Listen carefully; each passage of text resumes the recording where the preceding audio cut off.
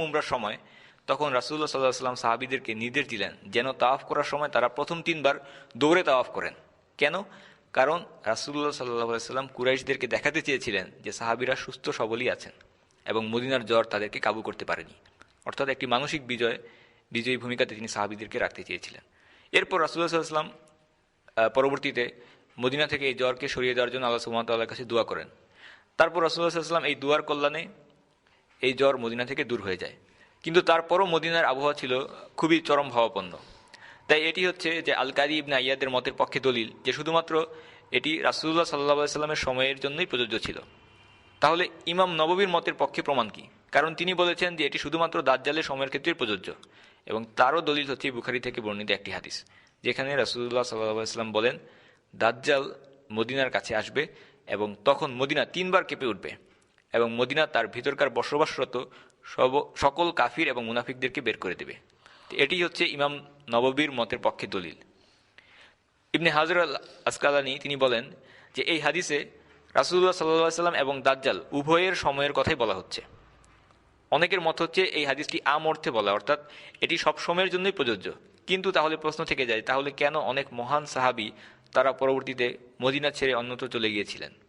যদি এটি সব সময়ের জন্যই প্রযোজ্য হবে তাহলে প্রশ্ন থেকে যায়, তাহলে কেন অন্যান্য মহান সাহাবীরা মদিনা ছেড়ে চলে গিয়েছিলেন? আমরা জানি মুয়াজ ইবনে জাবাল, আবু উবাইদা এবং ইত্যাদি বিখ্যাত সাহাবী তারা মদিনা ছেড়ে চলে গিয়েছিলেন। আলী রাদিয়াল্লাহু আনহু কুফাকে তার রাজধানী করেছিলেন। তিনি ইসলামী সাম্রাজ্যের রাজধানী ইরাকে নিয়ে যান। তাই এই হাদিসটি আম হতে পারে না বলেই কিছু আলেম মতামত প্রদান করেছেন। আল্লাহ এই ব্যাপারে ভালো জানেন। তবে এমন একটি সময় আসবে যখন মদিনায় কেউই থাকবে না, মদিনা শহরটি পরিত্যক্ত হয়ে যাবে, এবং এটি ইমাম মাহদী এবং ঈসা আলাইহিস সালামের পরবর্তী সময়ের কথা। এটি একদম শেষ সময়ের কথা, এবং তখন মদিনা শহর পরিত্যক্ত হয়ে যাবে। রাসূলুল্লাহ সাল্লাল্লাহু আলাইহি ওয়াসাল্লাম বলেন যে মানুষ মদিনা বসবাসের যোগ্য হওয়া সত্ত্বেও পরিত্যাগ করবে। মদিনা এমনই পরিত্যক্ত ভূমিতে পরিণত হবে যে সেখানে পশু পাখি বিচরণ করবে, এবং আরও বর্ণিত আছে যে 2 জন মেষপালক রাখাল তাদের ভেড়া চড়াতে মদিনায় চলে আসবে এবং এসে দেখবে মদিনা জনমানব শূন্য অবস্থায় পড়ে আছে, এবং ফেরার পথে তারা ওয়াদা উপত্যকার কাছে তাদের মৃত্যু ঘটবে। ইমাম মালিকের মুয়াত্তা থেকে সংগৃহীত আরেকটি হাদিসে বলা হয়েছে, আবু হুরায়রা রাদিয়াল্লাহু আনহু থেকে বর্ণিত, রাসূলুল্লাহ সাল্লাল্লাহু আলাইহি ওয়াসাল্লাম বলেন, মদিনাকে তার উত্তম অবস্থাতেই পরিত্যাগ করা হবে, এবং তা এভাবে পরিত্যক্ত হবে যে একটি কুকুর অথবা নেকড়ে এসে মসজিদের মিম্বরের কাছে মূত্র ত্যাগ করবে। এ থেকে বোঝা যায় যে মদিনা শহর সম্পূর্ণরূপে পরিত্যক্ত হবে। তা না হলে কিভাবে একটি কুকুর মসজিদের নববীতে ঢুকে মূত্র ত্যাগ করতে পারে? এরপর সাহাবারা জিজ্ঞাসা করলেন, ইয়া রাসূলুল্লাহ, তাহলে ফল এবং ফসলের কি হবে? কারণ তখন মদিনা তার খেজুর এবং অন্যান্য ফসলের জন্য সেই সময় খুবই বিখ্যাত ছিল। রাসূলুল্লাহ সাল্লাল্লাহু আলাইহি ওয়াসাল্লাম বলেন, সেগুলো বন্য পশু পাখির জন্য পড়ে থাকবে। এবং এটি কখন ঘটবে? আমি যেমনটা আগেই বলেছি, এটি ঘটবে একেবারে শেষ সময়ের দিকে। ইবনে কাসির রাহিমাহুল্লাহ বলেছেন যে মদিনা দাজ্জালের সময়ে জীবন্ত এবং গতিশীল থাকবে। ঈসা আলাইহিস সালামের সময়েও তাই থাকবে। এরপর ঈসা আলাইহিস সালাম মদিনাতে মৃত্যুবরণ করবেন এবং সেখানেই তাকে দাফন করা হবে, এবং এরপরই মদিনা ধীরে ধীরে পরিত্যক্ত হয়ে একসময় ধ্বংস হয়ে যাবে। তবে এটা তখনই ঘটবে যখন পৃথিবীর বুকে আর সৎকর্মশীল কোনো মানুষ থাকবে না। মদিনা কতদিন পরিত্যক্ত থাকবে? 40 বছর। 40 বছর ধরে মদিনা শহর পরিত্যক্ত অবস্থায় থাকবে। মদিনা তখন পরিত্যক্ত থাকবে কারণ তখন কোনো আবিদ বা উপাসনাকারী থাকবে না। বর্তমান সময়ে যদি আমরা চিন্তা করি যে মদিনা শহরকে কোন কাজটি জীবন্ত করে রেখেছে? ব্যবসা বাণিজ্য?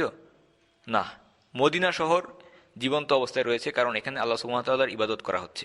আল্লাহর ইবাদতই মদিনা শহরকে জীবন্ত অবস্থায় রেখেছে। এই মুসলিম উম্মাহ ইসলামের পবিত্র আচার অনুষ্ঠান পালনের মাধ্যমেই মক্কা এবং মদিনাকে প্রাণবন্ত করে রেখেছে। যখন আর কোনো ইবাদতকারী থাকবে না, সেই সময়ে মদিনা শহর খালি হয়ে যাবে। পরবর্তী 50 নম্বর আলামত হচ্ছে যে একটি পবিত্র বাতাস দ্বারা মুমিন বান্দাদের রূহ তুলে নেওয়া হবে। আবু হুরায়রা রাদিয়াল্লাহু আনহু থেকে বর্ণিত, রাসূলুল্লাহ সাল্লাল্লাহু আলাইহি ওয়াসাল্লাম বলেন, আল্লাহ সুবহানাহু ওয়া তাআলা ইয়েমেনের দিক থেকে এমন এক বাতাস প্রেরণ করবেন যা রেশমের চেয়েও মসৃণ এবং কোমল হবে, এবং তা যাদের অন্তরে দানা পরিমাণও ঈমান অবশিষ্ট থাকবে তাদের সকলের রূহ নিয়ে যাবে। তাই তখন যারা অবশিষ্ট থাকবে তাদের কারো অন্তরে বিন্দুমাত্র ঈমানও থাকবে না, আর এ কারণেই সেই সময়ে পবিত্র জায়গাগুলো পরিত্যক্ত হয়ে যাবে, এবং এর ফলশ্রুতিতেই কাবা ধ্বংস করা হবে, যা হচ্ছে পরবর্তী 51 নম্বর আলামত। 51 নম্বর আলামত বা চিহ্ন হচ্ছে কাবা ধ্বংস হয়ে যাবে। রাসূলুল্লাহ সাল্লাল্লাহু আলাইহি ওয়াসাল্লাম বলেন, যারা কাবার পবিত্রতার সীমা লঙ্ঘন করবে তারা এই উম্মতেরই লোক। কোনো শত্রু কাবাকে ধ্বংস করতে পারবে না। এর বিরুদ্ধে সীমা লঙ্ঘন শুধুমাত্র তখনই সম্ভব যখন এই উম্মতের লোকেরা তা করবে। রাসূলুল্লাহ সাল্লাল্লাহু আলাইহি ওয়াসাল্লাম বলেছেন, যখন তা ঘটবে তখন আরবদের ধ্বংসের ব্যাপারে আর কোনো সংশয় সন্দেহ থাকবে না। তারপর রাসূলুল্লাহ সাল্লাল্লাহু আলাইহি ওয়াসাল্লাম আরও বলেন, আবিসিনিয়ার লোকেরা আসবে এবং কাবাকে ধ্বংস করে দিয়ে তার ধন সম্পদ নিয়ে চলে যাবে। সহিহ বুখারীর একটি হাদিসে রাসূলুল্লাহ সাল্লাল্লাহু আলাইহি ওয়াসাল্লাম নির্দিষ্ট করে দিয়ে আমাদেরকে বলেছেন যে কারা কাবা ধ্বংস করবে।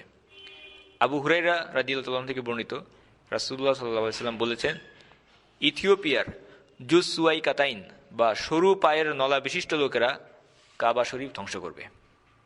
ইবনে আব্বাস রাদিয়াল্লাহু তাআলা থেকে বর্ণিত, রাসূলুল্লাহ সাল্লাল্লাহু আলাইহি ওয়াসাল্লাম বলেছেন, আমি যেন দেখতে পাচ্ছি যে সরু পায়ের অধিকারী একটা লোক, একটা কালো লোক একটা একটা করে কাবার ইট খুলে ফেলছে এবং কাবাকে ধ্বংস করছে। বুখারীর হাদিস।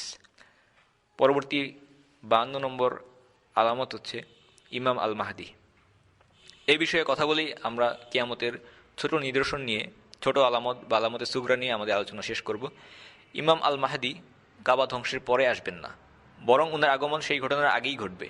কিন্তু আমি সবার শেষে এসে তার কথা উল্লেখ করছি, কারণ হচ্ছে উনার বর্ণনা কিয়ামতের প্রধান নিদর্শন বা লক্ষণগুলোর সাথে সাদৃশ্যপূর্ণ, যেমন ঈসা আলাইহিসসালাম, আদ-দাজ্জাল এবং অন্যান্য। কিন্তু কাবা ধ্বংসের ঘটনাটি ঘটবে একেবারে শেষ সময়ে, অর্থাৎ কিয়ামত সংগঠনের একেবারে আগ মুহূর্তে। আল মাহদি কিয়ামতের ছোট নিদর্শনগুলোর মধ্যে একটি। ইমাম আল মাহদি এবং তার আগমনের সত্যতা সম্পর্কে হাদিসে কোনো ধরনের সন্দেহের অবকাশ নেই।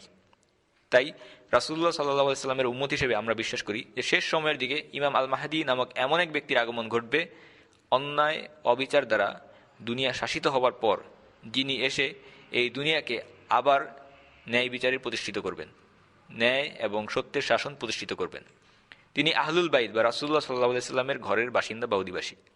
আর তার নাম হবে মুহাম্মদ ইবনে আবদুল্লাহ বা আহমদ বিন আবদুল্লাহ, এবং তিনি হবেন আল হাসান ইবনে আলী ইবনে আবি তালিবের বংশধর এবং ফাতিমা বিনতে মুহাম্মদ সাল্লাল্লাহু আলাইহি ওয়াসাল্লামের বংশধর, এবং তিনি এই উম্মতের উপর 7 কিংবা 8 বছর সময় ধরে শাসন করবেন। এবং ইমাম আল মাহদি নিয়ে কিছু হাদিস। প্রথম হাদিসটি সহিহ আল মুসলিমের হাদিস, যেখানে রাসূলুল্লাহ সাল্লাল্লাহু আলাইহি ওয়াসাল্লাম বলেন যে এই উম্মতের মাঝে এমন একটি দল থাকবে যারা সত্যের উপর, হকের উপরে যুদ্ধ করতে থাকবে এবং কিয়ামতের দিন পর্যন্ত তারা জয়ী হবে। এই উম্মায় সবসময় এমন একটি দল থাকবে যারা হকের উপরে লড়াই করতে থাকবে, আল্লাহর সন্তুষ্টি অর্জনের উদ্দেশ্যে সংগ্রাম বা লড়াই করবে এবং তারা বিজয়ী থাকবে। অর্থাৎ এই দিনের সবচেয়ে খারাপ সময়গুলোতে, একেবারে অধঃপতনের সময়েও রাসূলুল্লাহ সাল্লাল্লাহু আলাইহি ওয়াসাল্লাম বলেছেন যে এই উম্মতের মধ্যে এমন কিছু মানুষ থাকবে যারা হকের উপরে, সত্যের উপরে অটল থাকবে এবং ইসলামের জন্য যুদ্ধ করবে। সুতরাং এই উম্মতে সবসময় কিছু না কিছু ভালো বা খায়ের বিরাজমান থাকবে। তাই আগের জাতিগুলোর ক্ষেত্রে যা ঘটেছিল, এই মুসলিম উম্মার সাথে সেই ঘটনা ঘটবে না। অর্থাৎ পূর্বের জাতিগুলো কিছুকালের জন্য তাদের নবীকে তারা অনুসরণ করত, এরপর তারা অধপতিত হতে হতে এমন একটা পর্যায়ে চলে যেত যখন তারা তাদের দিন থেকে সম্পূর্ণরূপে সরে যেত, পথভ্রষ্ট হয়ে যেত। তাদের মধ্যে আর কোনো অবশিষ্ট ভালো বা খায়ের থাকতো না। আর এই জন্যই আল্লাহ সুবহানাহু ওয়া তাআলা তখন আরেকজন নবীকে প্রেরণ করতেন। কিন্তু এই উম্মত বা মুসলিম জাতির মধ্যে রাসূলুল্লাহ সাল্লাল্লাহু আলাইহি ওয়াসাল্লামের পর আর কোনো নবী আগমন করবেন না। এই উম্মাকে যারা পুনরায় জীবিত করবে বা পুনর্জীবিত করবে, উজ্জীবিত করবে, তারা এই মুসলিম উম্মতেরই সদস্য হবে। রাসূলুল্লাহ সাল্লাল্লাহু আলাইহি ওয়াসাল্লামের পর তারাই এই দিনের বার্তাকে বহন করবে। আর এই উম্মাহ শেষ দিন পর্যন্ত টিকে থাকবে, কারণ আল্লাহ সুবহানাহু ওয়া তাআলা তার কিতাব বা কুরআনকে সংরক্ষণ করেছেন আর এই উম্মতের মধ্যে ভালো বা খায়ের বিদ্যমান রেখেছেন। রাসূলুল্লাহ সাল্লাল্লাহু আলাইহি ওয়াসাল্লাম বলেন যে আমার উম্মাহ হলো বৃষ্টির মতো, আমার উম্মাহ হলো বৃষ্টির মতো। এর কোথায় ভালো আছে তুমি জানবে না, এর কোথায় অনুগ্রহ বা উপকার নিহিত আছে তুমি তা জানবে না। যখন বৃষ্টি পড়ে, মাঝে মাঝে এক পশলা খুব জোরে বৃষ্টি বর্ষণ হয়, তুমুল বর্ষণে চারদিক শীতল হয়ে যায়। কিন্তু আপনি যদি এমন কোনো এলাকায় থাকেন যে যেখানে টানা 4-5 ঘন্টা যাবৎ বৃষ্টি পড়ছে, তো আপনি দেখতে পারবেন যে বৃষ্টি পড়ার মাত্রাটা একরকম হয় না। কখনো খুব জোরে বৃষ্টি হবে, আবার কখনো আস্তে আস্তে, এরপর আবার বেশি, আবার কম, এভাবে কম বেশি হতেই থাকে। তাই আপনি সঠিকভাবে জানবেন না যে বৃষ্টির কোন অংশের মধ্যে খায়ের বা অনুগ্রহ উপকার রয়েছে। এটা কি শুরুর দিকে রয়েছে না শেষের দিকে রয়েছে, সেটা আপনি নিশ্চিত করে বলতে পারবেন না। রাসূলুল্লাহ সাল্লাল্লাহু আলাইহি ওয়াসাল্লাম বলেছেন যে আমার উম্মাহ হচ্ছে এই রকম।